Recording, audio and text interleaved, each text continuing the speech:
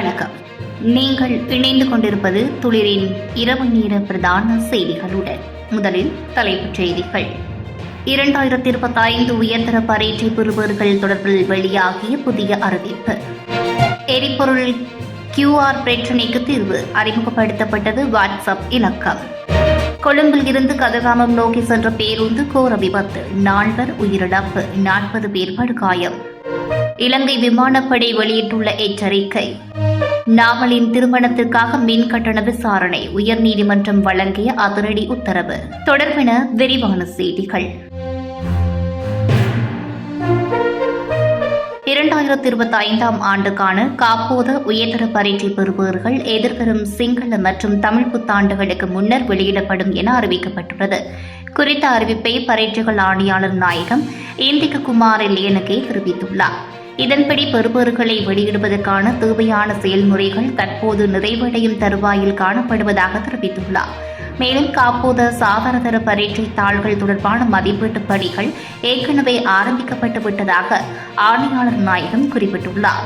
சாதாரண பரீட்சைக்கான செயல்முறை பரீட்சைகள் ஏப்ரல் மாதத்தின் பிற்பகுதியில் நடத்த திட்டமிடப்பட்டுள்ளதாகவும் அவர் குறிப்பிட்டுள்ளார். அதன்படி செயல்முறை பரீட்சைகள் முடிந்தவுடன் சாதாரண பரீட்சை பெறுபவர்களை வெளியிட நடவடிக்கை எடுக்கப்படும் என்றும் ஆணையாளர் நாயகம் இந்திக குமாரில் எனக்கு தெரிவித்துள்ளார். தேசிய எரிபொருள் அல்லது QR குறியீட்டுக்கு பதிவு செய்வதற்கு உதவும் வகையில் டிஜிட்டல் பொருளாதார அமைச்சு ஒரு சிறப்பு வாட்ஸ்அப் எண்ணை அறிமுகம் செய்துள்ளது. ஆன்லைன் பதிவில் சிக்கல்களை எதிர்கொள்பவர்கள் 07600001919 என்ற வாட்ஸ்அப் எண்ணுக்கு வாகன எண்ணை அனுப்புவதன் மூலம் தங்கள் சிக்கல்களை தீர்த்துக் கொள்ளலாம் என்று கூறப்பட்டுள்ளது. இதனுடன் தேசிய அடையாள அட்டை, ஓட்டுநர் உரிமம் அல்லது கடவுச்சீட்டு, செல்லுபடியாகும் வருமான வரி அனுமதி பத்திரம் மற்றும் வாகன பதிவுச் சான்றிதழ் ஆகியவற்றின் நகல்களையும் சமர்ப்பிக்க வேண்டும். வாகனத்தின் பதிவு செய்யப்பட்ட உரிமையாளர் மட்டுமே இதற்கு விண்ணப்பிக்க தகுதியுடையவர் என்றும் வழங்கப்படும் அனைத்து தகவல்களும் தனிப்பட்ட தரவுகளும் 2022 ஆண்டின் தனியுரிமை சட்டம் எண் 9 படி பாதுகாக்கப்படும் என்று டிஜிட்டல் பொருளாதார அமைச்சகம் தெரிவித்துள்ளது. ஹம்பாந்தோட்டை வீரவில பகுதியில் இருந்து இடம்பெற்ற பேருந்து விபத்தில் 4 பேர் உயிரிழந்ததோடு 40 பேர் காயமடைந்துள்ளதாக காவல்துறை தெரிவித்துள்ளது. அம்பலாத்தோட்டை கதிர்காமம் பிரதான வீதியில் உள்ள வீரவில் சேன பகுதியில் குறித்த விபத்து இடம்பெற்றுள்ளது. 2 அரசு பேருந்துகள் நேருக்கு நேர் மோதியதில் குறித்த விபத்து இடம்பெற்றுள்ளது. காயமடைந்தவர்களை வைத்தியசாலையில் சேர்ப்பதற்கான நடவடிக்கைகள் நடைபெற்று வருகின்றன. கொழும்பில் இருந்து கதிர்காமம் நோக்கி சென்று கொண்டிருந்த பேருந்து ஒன்று திசாவில் இருந்து காராப்பட்டியை நோக்கி சென்று கொண்டிருந்த இலங்கை அரசு பேருந்துடன் நேருக்கு நேர் மோதி விபத்து ஏற்பட்டுள்ளது.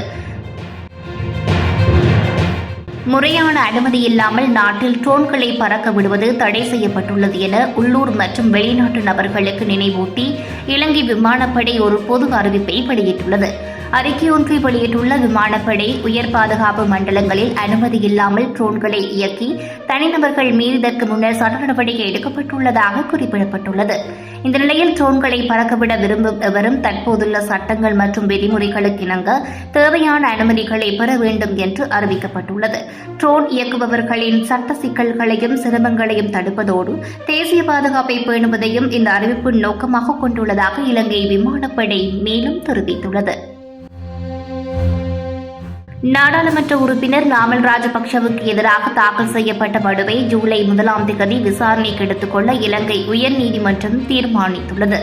நாவலின் திருமண நிகழ்வுக்காக பயன்படுத்தப்பட்ட மின்சாரத்துக்கான ரூபாய் 2 மில்லியனை கடந்த நிலுவை மின்சார கட்டணத்தை காலத்துக்குட்பட்ட வசூலிக்காது பொதுமக்களின் அடிப்படை உரிமைகளை மீறுவதாக அறிவிக்குமாறு கோரி தாக்கல் செய்யப்பட்ட மனுவை ஜூலை 1 முதல் விசாரணைக்கு எடுத்துக்கொள்ள நீதிபதி தீர்ப்பளித்துள்ளார். இந்த மனு உயர்நீதிமன்ற நீதியரசர்களான பிரதி பத்மசூரசேன, குமுதினி வீரசிங் மற்றும் அச்சல்ல வெங்கப்புலி ஆகியோர் அடங்கிய 3 அமர்வின் முன்னிலையில் பரிசீலிக்கப்பட்டது. இந்த அடிப்படையில் உரிமைகள் மனுவை சட்டத்திரணி விஜிதகுமார் தாக்கல் செய்திருந்தார் என்பதும் குறிப்பிடத்தக்கது.